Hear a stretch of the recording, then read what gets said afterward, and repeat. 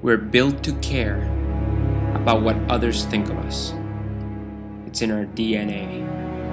We're social animals. We live in a society made up of tribes, groups, and nations that owes its progress to collaboration and interaction.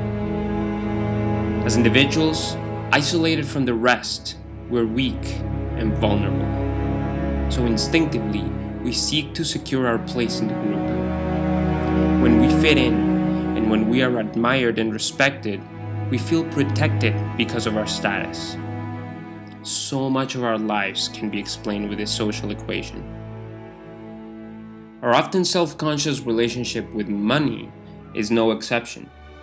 It is not our absolute wealth what matters to most people.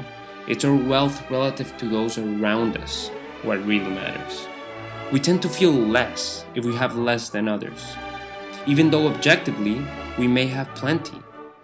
As economist Robert H. Frank presents in his work, relative wealth is so important to people that when given the option of living in a 4,000 square foot house, if everyone else lives in a 6,000 square foot house, versus the option of living in a 3,000 square foot house, if everyone else lives in a 2,000 square foot house, the majority of people choose the latter, in spite of it meaning that we're all objectively poorer in that scenario. This mindset is nothing more than our vanity and ego taking precedence over our happiness and well-being. We want to be on top and have more than the rest. We want to have a better car, a bigger house, and a larger bank account than those around us.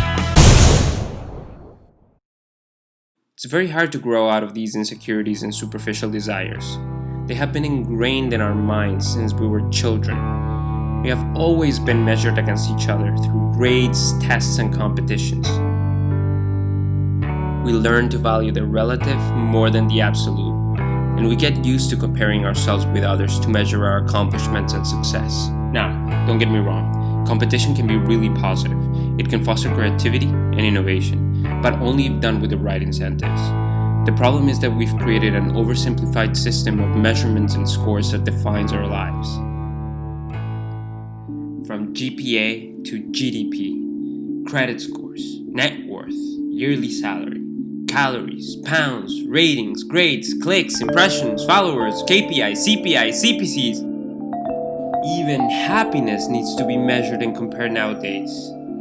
Do you know that about 40% of your happiness is dictated by your genes, about 15% by your environment, but that leaves 45% up to you.